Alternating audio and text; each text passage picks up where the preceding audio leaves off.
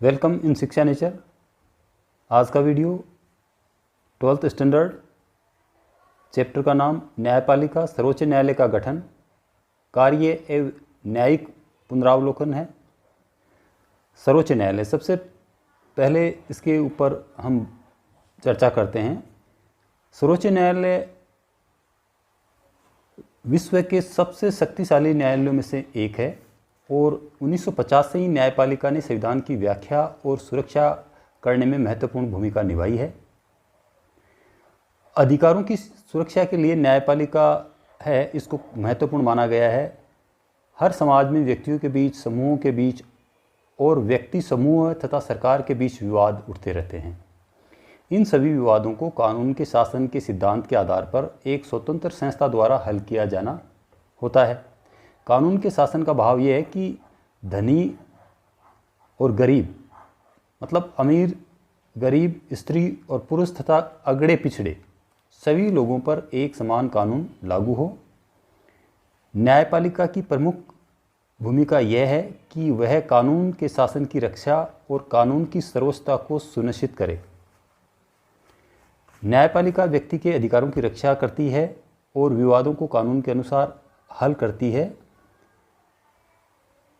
लोकतंत्र की जगह किसी एक व्यक्ति या समूह की तानाशाही न ले, मतलब ये न्यायपालिका है, उसके लिए एक महत्वपूर्ण बात है कि न्यायपालिका किसी भी राजनीतिक दबाव से मुक्त हो। न्यायपालिका को स्वतंत्रता कैसे दी जा सकती है और उसे सुरक्षित कैसे बनाया जा सकता है। भारतीय संविधान में अनेक उपायों के द्वारा न्यायपालिका की स्वतंत्रता सुनिश्चित की है। न्यायाधीशों की नियुक्ति के मामले में विधायिका को सम्मिलित नहीं किया गया है। इससे यह पता चलता है कि किसी दलगत राजनीति की इसमें कोई भूमिका नहीं रहती है। न्यायाधीश के रूप में नियुक्त होने के लिए किसी व्यक्ति को वकालत का अनुभव या कानून का विशेषज्ञ होना चाहिए। ये महत्वपूर्ण बात है कि उसको कानून का विशेषज्ञ होना चाहिए और साथ में वकालत का अनुभव भी। उस व्यक्ति के राजनीतिक विचार या निष्ठाएं उसकी नियुक्ति का आधार नहीं बननी चाहिए कि वो किसके प्रति क्या निष्ठा रखता है। न्यायाधीशों का कार्यकाल निश्चित होता है। वे सेवानिवृत्त होने तक पद पर बने रहते हैं। केवल अपवाद स्वरूप इनको हटाया जा सकता है। इनके कार्यकाल को एकदम सुरक्षित बनाने के लिए, या हम ये कहें कि बिना भय और भेदभाव के अपना काम करें, संविधान में न्यायाधीशों को हटाने के लिए बहुत ही कठिन प्रक्रिया निर्धारित की गई है।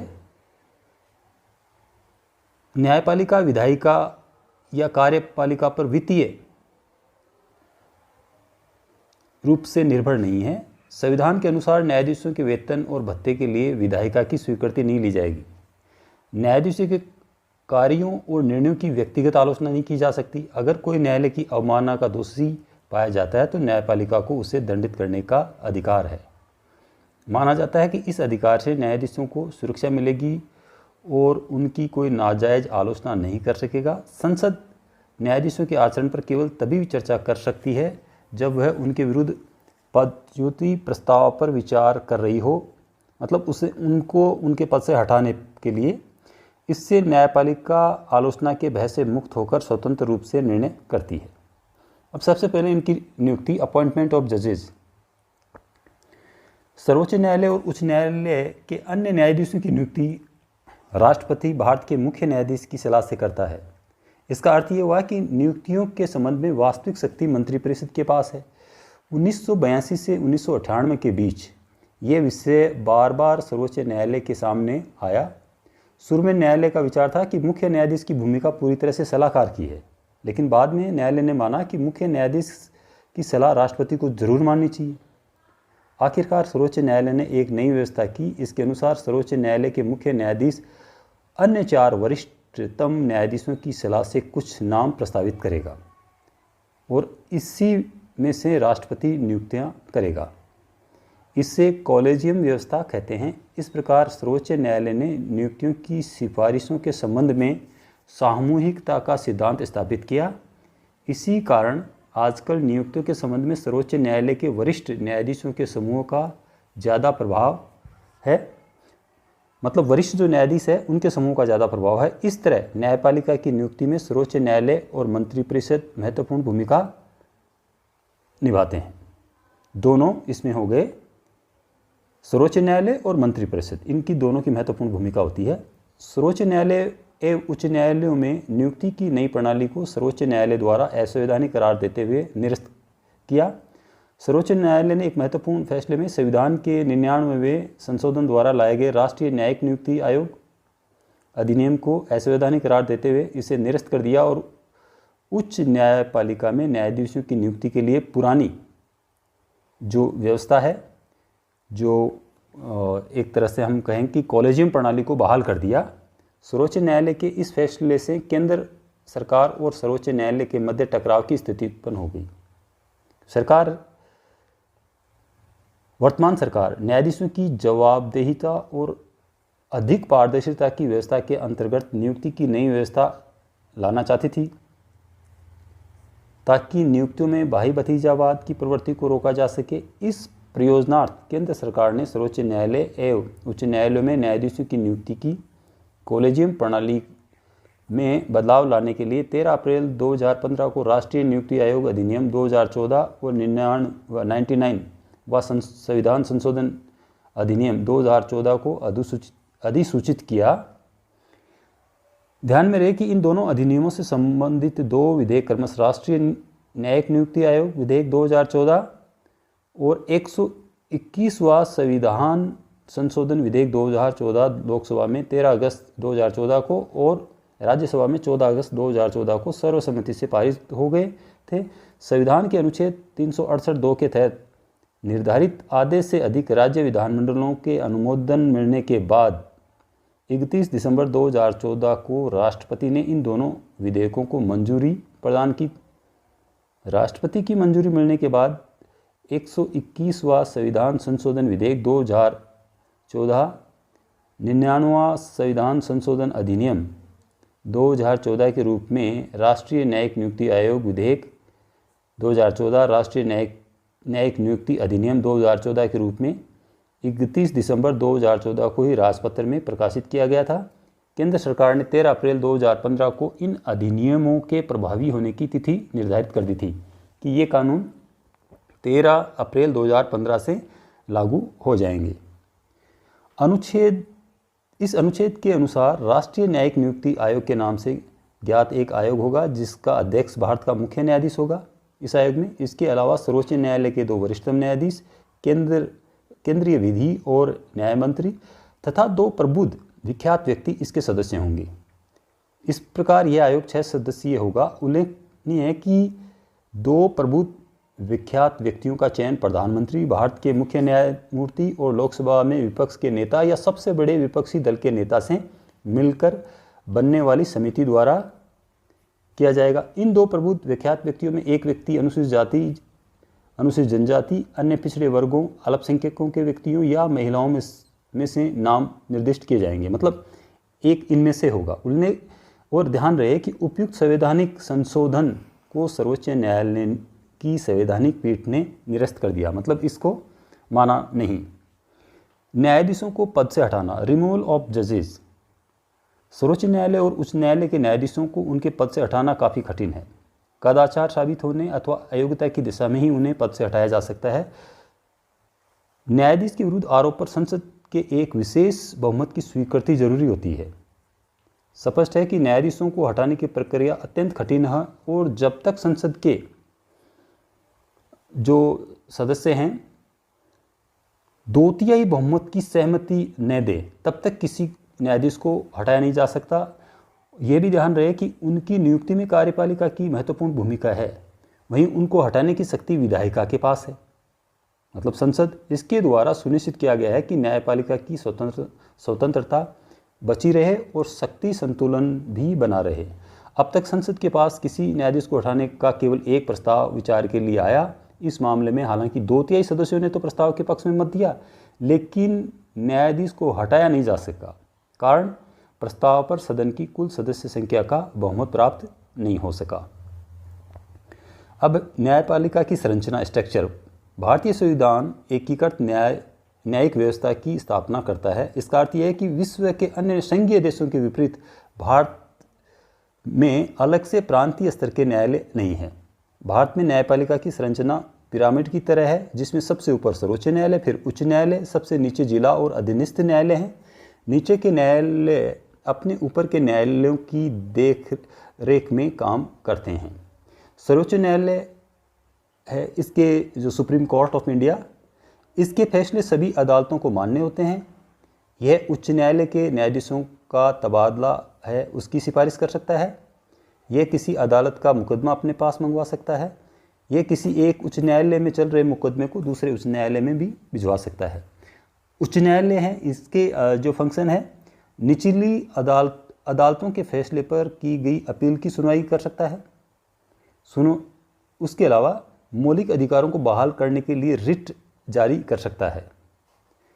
राज्य के क्षेत्राधिकार में आने वाले मुकदमों का निपटारा कर सकता है। अपने अधीनस्थ अदालतों का पर्यवेक्षण और नियंत्रण करता है। जिला न्यायालय है डिस्ट्रिक्ट कोर्ट्स, जिले में दायर मुकदमों की सुनवाई करती है। ये निचली अदालतों के फैसले पर की गई अपील की सुनवाई करती है। गंभीर किस्म के आपराधिक मामलों पर फैसला देती है। अधीनस्थ न्यायालय फौजदारी और दीवानी किस्म के मुकदमों पर विचार करती है।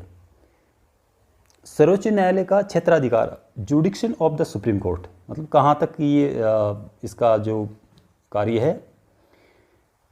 भारत का सर्वोच्च न्यायालय विश्व के सर्वाधिक शक्तिशाली न्यायालयों में से एक है, लेकिन यह संविधान द्वारा तय की गई सीमा के अंदर ही काम करता है। सर्वोच्च न्यायालय के कार्य और उत्तरदायित्व संविधान में दर्ज है कि क्या इसके कार्य हैं, क्या उत्तरदायित्व हैं। सर्वोच्च न्यायालय को कुछ विशेष क्षेत्राधिकार प्राप्त है। पहला है प्रारंभिक क्षेत्राधिकार। मौलिक क्षेत्राधिकार का अर्थ है कि कुछ मामलों की सुनवाई सीधे सर्वोच्च न्यायालय कर सकता है। ऐसे मुकदमों में पहले निचली अदालतों में सुनवाई जरूरी नहीं है। मतलब सीधे कुछ मामले हैं वो सुप्रीम कोर्ट में लाए जा सकते हैं। ऐसे मामले संघीय संबंधों से जुड़े मुकदमे सीधे सर्वोच्च न्यायालय में जाते हैं। सर्वोच्च न्यायालय का मौलिक क्षेत्राधिकार उसे संघीय मामलों से संबंधित सभी विवादों में एक एम्पायर या निर्णायक की भूमिका देता है। किसी भी संघीय व्यवस्था में केंद्र और राज्यों के बीच तथा विभिन्न राज्यों में परस्पर कानूनी विवाद का उठना स्वाभाविक है। इन विवादों को हल करने की जिम्मेदारी सर्वोच्च न्यायालय की है। इसे मौलिक क्षेत्राधिकार इसलिए कहते हैं क्योंकि इन मामलों को केवल सर्वोच्च न्यायालय ही हल कर सकता है। इस कारण इसे एक में प्रारंभिक क्षेत्राधिकार भी कहा जाता है। इसके अलावा राष्ट्रपति एवं उपराष्ट्रपति के निर्वाचन संबंधी विवाद तथा मूल अधिकारों के अतिक्रमण संबंधी विवाद भी सीधे सर्वोच्च न्यायालय में पेश किए जा सकते हैं। रिट संबंधी अधिकार, मौलिक अधिकारों के उल्लंघन पर कोई भी व्यक्ति इंसाफ पाने के लिए सीधे सर्वोच्च न्यायालय जा सकता है। सर्वोच्च न्यायालय अपने विशेष आदेश रिट के रूप में दे सकता है। उच्च न्यायालय भी रिट जारी कर सकते हैं, लेकिन जिस व्यक्ति के मौलिक अधिकारों का उल्लंघन हुआ है उसके पास विकल्प है कि वह चाहे तो उस न्यायालय या सीधे सर्वोच्च न्यायालय में जा सकता है। इन रिटों के माध्यम से न्यायालय कार्यपालिका को कुछ करने या न करने का आदेश दे सकता है। इसे समवर्ती प्रारंभिक क्षेत्राधिकार भी कहा जाता है।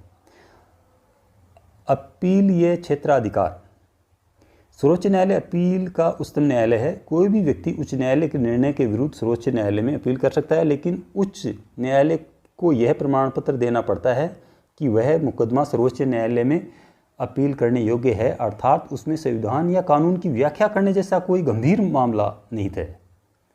अगर फौजदारी के मामले में निचली अदालत किसी को फांसी की सज़ा दे तो उसकी अपील सर्वोच्च न्यायालय या उच्च न्यायालय में की जा सकती है।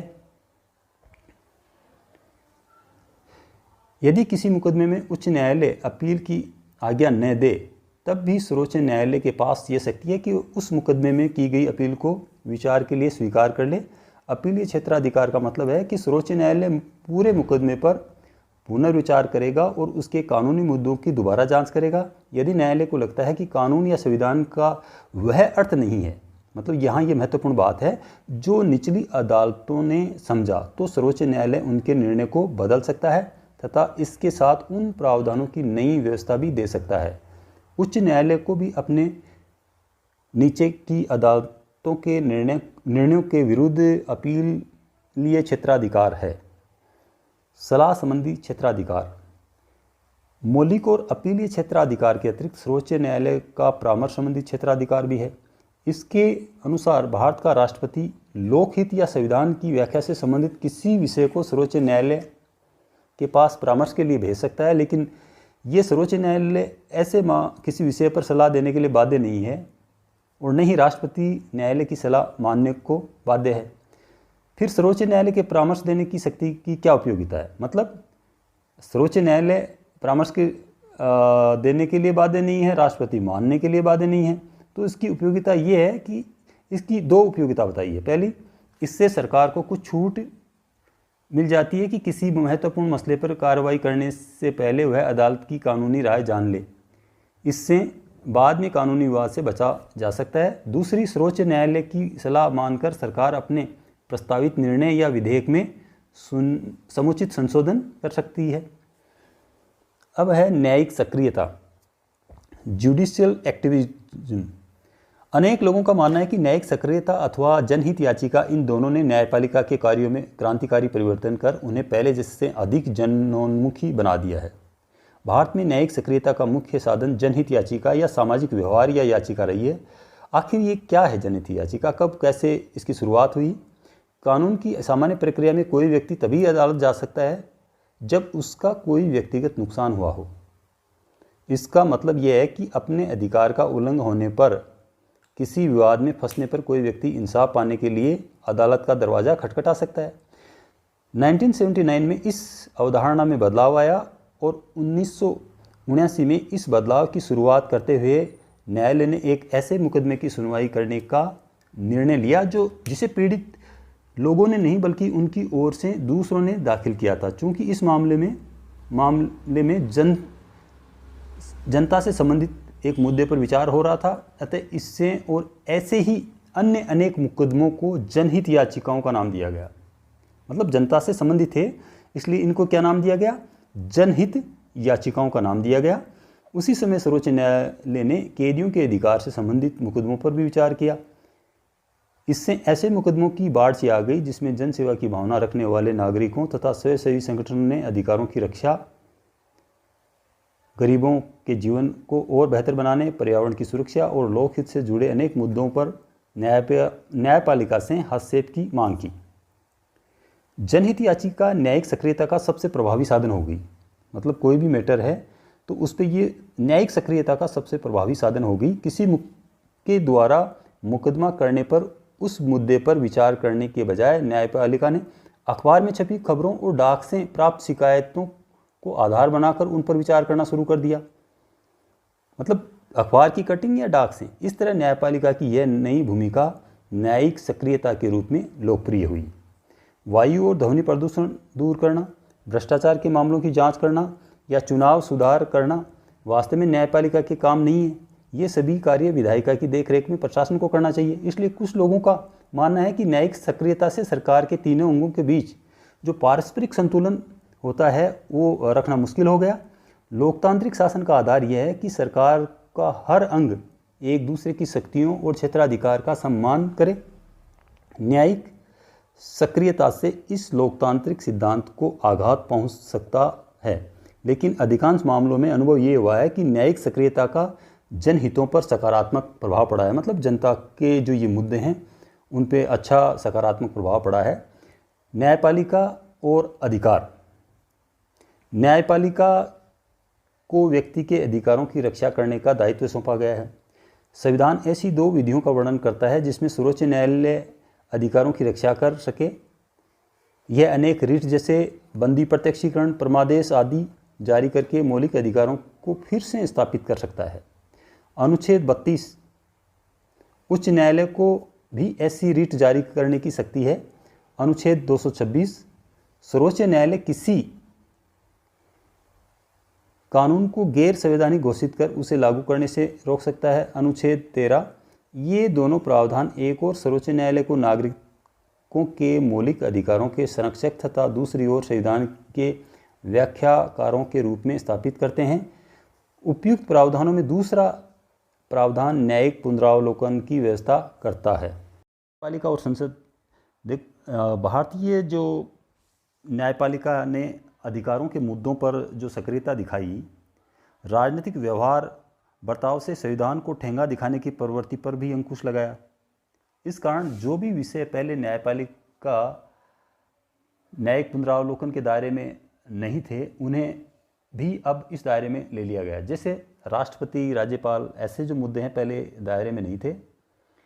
सर्वोच्च न्यायालय ने न्याय की स्थापना के लिए कार्यपालिका की संस्थाओं को निर्देश दिए। जैसे उसने हवाला मामले, नरसिंह राव मामले, पेट्रोल पंपों के अवैध आवंटन जैसे अनेक मामलों में सीबीआई को निर्देश दिया कि वह भ्रष्ट राजनेताओं और नौकरशाहों के विरुद्ध जांच करे। भारतीय संविधान शक्ति के सीमित बंटवारे, अवरोध तथा संतुलन के एक सुंदर सिद्धांत पर आधारित है। इसका मतलब यह है कि सरकार के प्रत्येक अंग को एक स्पष्ट कार्य है, मतलब हर अंग का अपना एक कार्य है। संसद कानून बनाने और संविधान का संशोधन करने में सर्वोच्च है, कार्यपालिका उन्हें लागू करने तथा न्यायपालिका विवादों को सुलझाने और यह सुनिश्चित करने में सर्वोच्च है कि क्या बनाए गए कानून संविधान के अनुकूल है। इस स्पष्ट कार्य विभाजन के बावजूद संसद और न्यायपालिका तथा कार्यपालिका और न्यायपालिका के बीच टकराव भारतीय राजनीतिक विशेषता रही है। मतलब भारतीय राजनीति में इस प्रकार के कुछ विवाद उभरते रहे हैं। संविधान लागू होने के तुरंत बाद संपत्ति के अधिकार पर रोक लगाने की संसद की शक्ति पर विवाद खड़ा हो गया। संसद संपत्ति रखने के अधिकार पर कुछ प्रतिबंध लगाना चाहती थी, जिससे भूमि सुधारों को लागू किया जा सके। न्यायालय ने निर्णय दिया कि संसद मौलिक अधिकारों को सीमित नहीं कर सकती। संसद ने तब संविधान को संशोधित करने का प्रयास किया, लेकिन न्यायालय ने कहा कि संविधान के संशोधन के द्वारा भी मौलिक अधिकारों को सीमित नहीं किया जा सकता। निष्कर्ष ये निकलता है कि भारतीय न्यायपालिका अपनी स्वतंत्रता के लिए जानी जाती है। अनेक निर्णयों के माध्यम से न्यायपालिका ने संविधान की नई व्याख्याएं दी हैं, नागरिकों के अधिकारों की रक्षा की। लोकतंत्र वास्तव में विधायिका और न्यायपालिका के बीच एक अत्यंत संवेदनशील संतुलन पर आधारित है और इन दोनों को संविधान की सीमाओं के अंदर ही रहकर कार्य करना पड़ता है। Thank you very much. If you like then subscribe.